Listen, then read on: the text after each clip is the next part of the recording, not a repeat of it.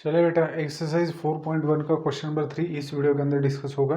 ठीक है, तो क्वेश्चन कुछ इस प्रकार से है कि find the combined equation of a pair of lines passing through the origin and perpendicular to the lines represented by the following equation.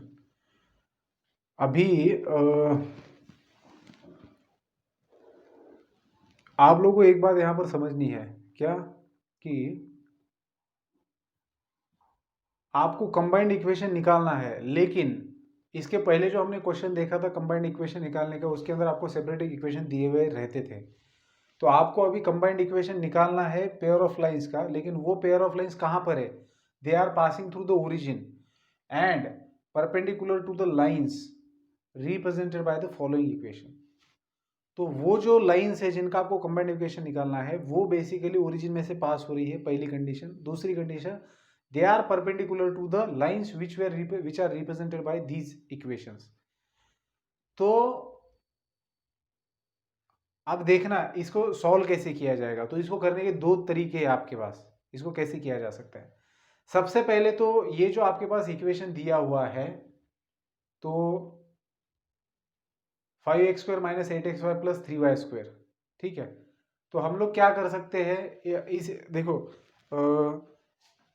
ये इक्वेशन दो लाइंस को रिप्रेजेंट करेगा कि नहीं, ये हमें देखना है। ठीक है, या फिर ये जैसे भी, ये तो दो लाइंस को रिप्रेजेंट करेगा, लेकिन हमें जिन दो लाइंस का कंबाइंड इक्वेशन निकालना है, वो दो लाइंस इससे ऑब्टेन होने वाली लाइंस को परपेंडिकुलर है, perpendicular to the lines represented by the equation. तो पहला सिंपल तरीका हमारे पास क्या है कि हमें जो इक्वेशन दिया है उससे हम लोग 5x² - 8xy + 3y² = 0। तो एक सिंपल तरीका है कि मैं इस कंबाइंड इक्वेशन से सेपरेट इक्वेशंस को ऑब्टेन करूं। तो सेपरेट इक्वेशन कैसे ऑब्टेन किया जाएगा, इसको फैक्टराइज करो। 5 3 × 15, तो 15 मल्टीप्लीकेशन आना चाहिए और -8 एडिशन। तो 5x² - 5xy - 3xy + 3y² = 0। ठीक है, तो इसमें से मैंने पहले दो टर्म्स में से 5x को कॉमन लिया, फिर मेरे पास बचा x - y। फिर मैंने इसमें से -3y को कॉमन लिया, फिर मेरे पास बचा x - y = 0।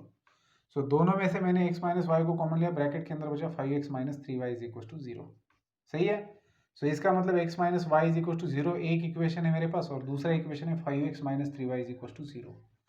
तो अब जिन दो इक्वेशन का मुझे कंबाइंड इक्वेशन निकालना है, वो दो लाइंस जो है जिनका दो लाइंस जिनका मुझे कंबाइंड इक्वेशन निकालना, वो दो लाइंस परपेंडिकुलर है इसको। तो सबसे पहले तो आप इसका स्लोप निकालिए। सो y को उधर भेजेंगे तो आपको y = x मिलेगा। सो कंपेयरिंग विथ y = mx, आपको इसका स्लोप मिलेगा 1, और इसको आप अगर लिखेंगे तो 3y = 5x। सो y = आपको मिलेगा 5/3x। सो स्लोप इस लाइन का क्या है, 5/3। लेकिन slope of the required line, क्योंकि जो रिक्वायर्ड लाइन है जिनका हमें कंबाइंड इक्वेशन निकालना है, वो लाइन इन दोनों को परपेंडिकुलर है। Therefore slope of them, slope of required line क्या होगा, रिक्वायर्ड लाइन विल बी, इसको ऐसे नंबर से मल्टीप्लाई करो कि जिससे मल्टीप्लिकेशन -1 आना चाहिए, तो -1 ही होगा। इन दोनों का मल्टीप्लिकेशन -1 आता है कि नहीं देखना है। फिर again therefore slope of required line, ठीक है, इज 5/3 है, तो उससे उल्टा और नेगेटिव -3/5।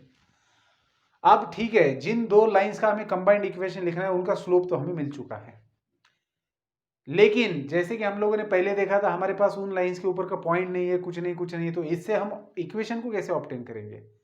तो देखिए क्या होता है कि आपको पता है कि जो भी आपको कंबाइंड इक्वेशन लिखना है, उसका ऑक्सिलरी इक्वेशन कैसे होता है? उसका ऑक्सिलरी इक्वेशन होता है bm² + ट्वाइस hm प्लस, अच्छा हम लोग एक काम कर सकते हैं ना, क्या काम कर सकते हैं कि हमारे पास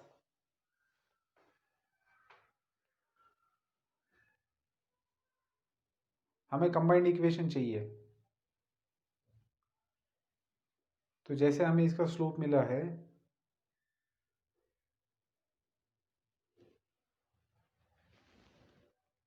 सो ठीक है,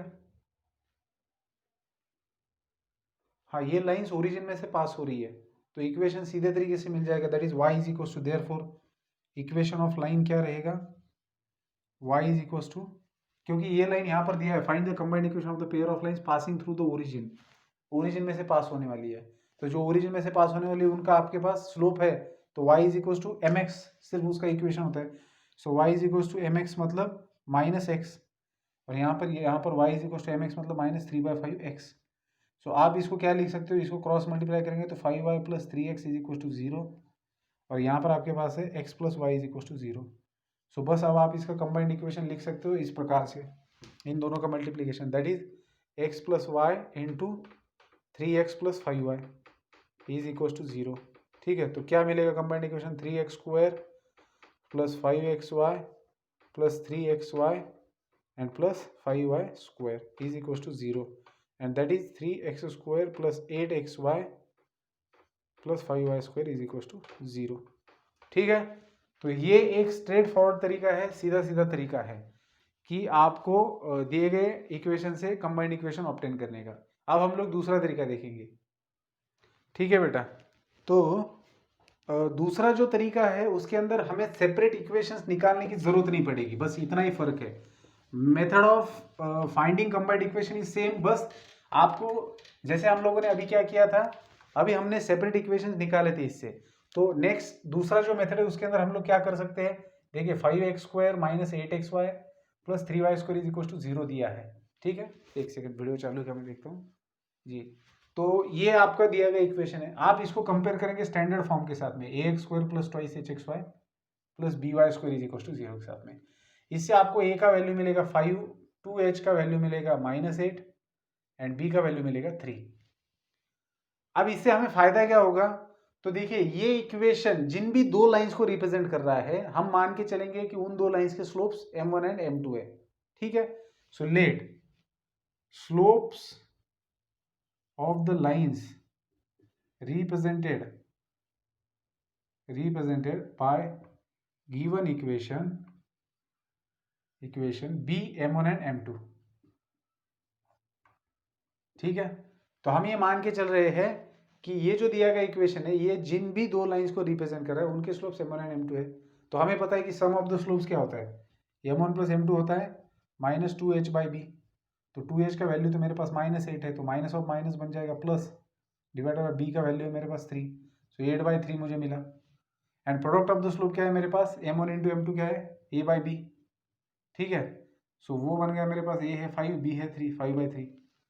अब देखिए जिन दो लाइंस का मुझे कंबाइंड इक्वेशन निकालना है, वो लाइंस पासिंग थ्रू ओरिजिन है and perpendicular to these two lines. आप जिन दो लाइंस को परपेंडिकुलर उनके स्लोप m1 एंड m2 है, so therefore slopes of required lines, slopes of lines passing through origin and perpendicular to given lines are क्या रहेंगे उनका स्लोप, -1/m1। अगर दिए गए लाइन का m1 स्लोप है, उसको परपेंडिकुलर लाइन है, तो परपेंडिकुलर लाइन का स्लोप क्या रहेगा, -1/m1, क्योंकि इन दोनों का मल्टीप्लिकेशन -1 आना चाहिए, एंड -1/m2। ठीक है, अब अगर ये दोनों उन दो लाइंस के स्लोप्स है, ठीक है ना, तो हमें, और वो लाइंस ओरिजिन में से पास हो रही है, तो उनका इक्वेशन क्या रहेगा, ये उनके स्लोप्स है, तो y is equal to mx उनका इक्वेशन होता है जैसे हम लोगों ने पहले लिया था, and y is equal to -1/m2x। तो इसको अगर सॉल्व करेंगे तो क्या मिलेगा आपको, x plus m1y is equal to 0 and x plus m2y is equal to 0। तो दोनों का कंबाइंड इक्वेशन लिखेंगे तो क्रॉस मल्टीप्लिकेशन होगा x square plus m2xy plus m1xy plus m1m2y square is equal to 0। तो इन दोनों में बेटा xy कॉमन निकलेगा, तो ब्रैकेट के अंदर बचेगा m1 plus m2 into xy plus m1m2y square. अब आप समझ रहे हो, हमें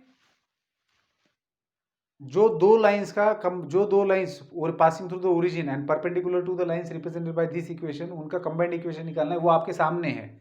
बस अभी क्या करना है, सम ऑफ द स्लोप्स आपके सामने है, 8/3 वो लिखना है and product of the slope लिखना है। तो आप देखिए आपको ये आसान कौन सा लगता है।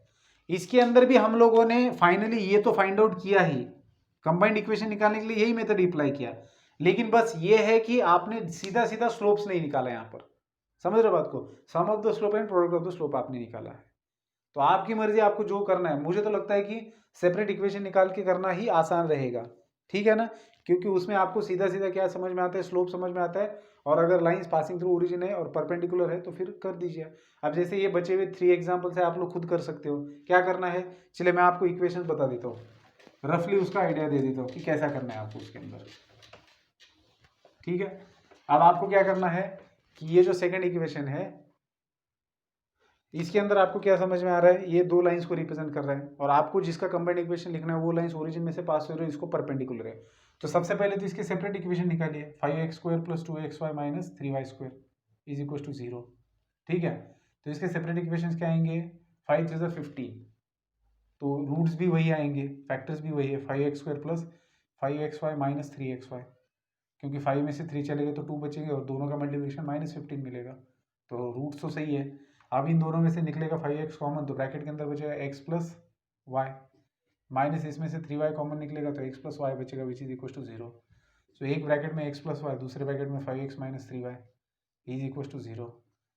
सो x + y is equal to 0 एक इक्वेशन है, और 5x - 3y is equal to 0 ये दूसरा इक्वेशन है। तो कंबाइंड इक्वेशन क्या होगा बेटा, देयरफॉर, अच्छा अभी कंबाइंड इक्वेशन नहीं, ये तो दो लाइंस है जो ये इक्वेशन रिप्रेजेंट कर रहा है, ठीक है। तो इस लाइन का स्लोप है y = -x, that is slope is -1, ठीक है, स्लोप इज -1।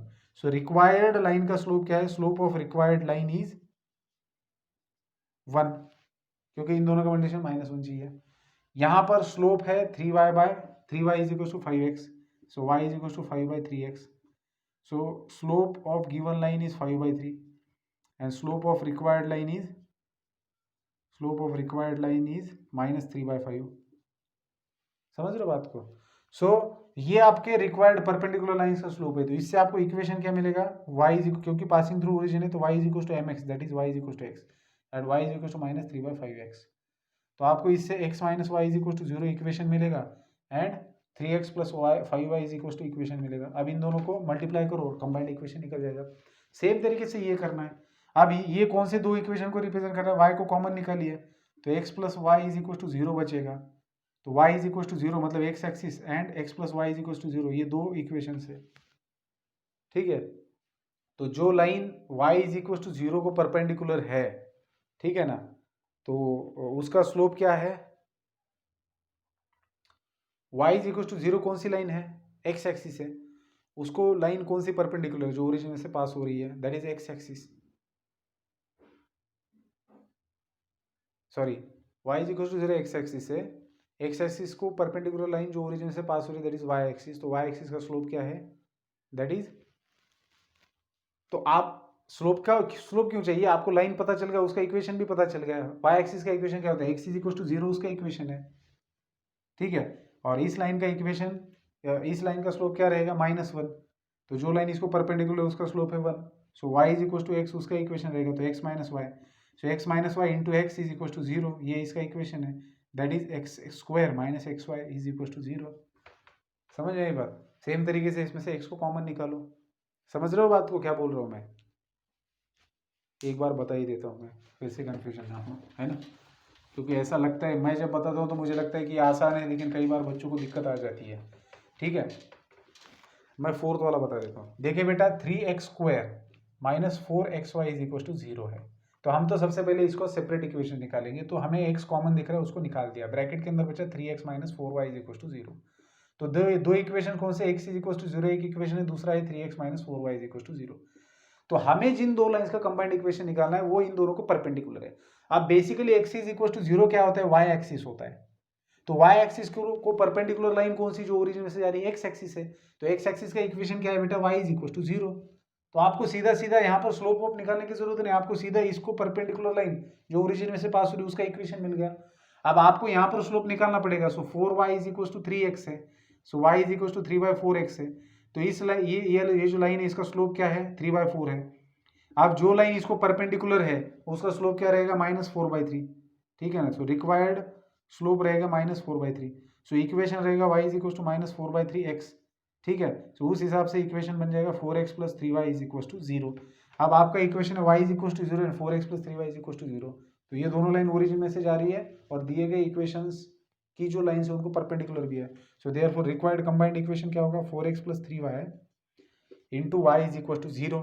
सो मल्टीप्लाई कर दो इनको, so 4xy plus 3y square is equal to 0। खत्म, समझ में आई बात। तो चलिए यहाँ पर मैं क्वेश्चन नंबर 3 को खत्म कर देता हूँ। चलिए बाकी के क्वेश्चंस मैं नेक्स्ट वीडियो में डिस्कस करूंगा। Good bye.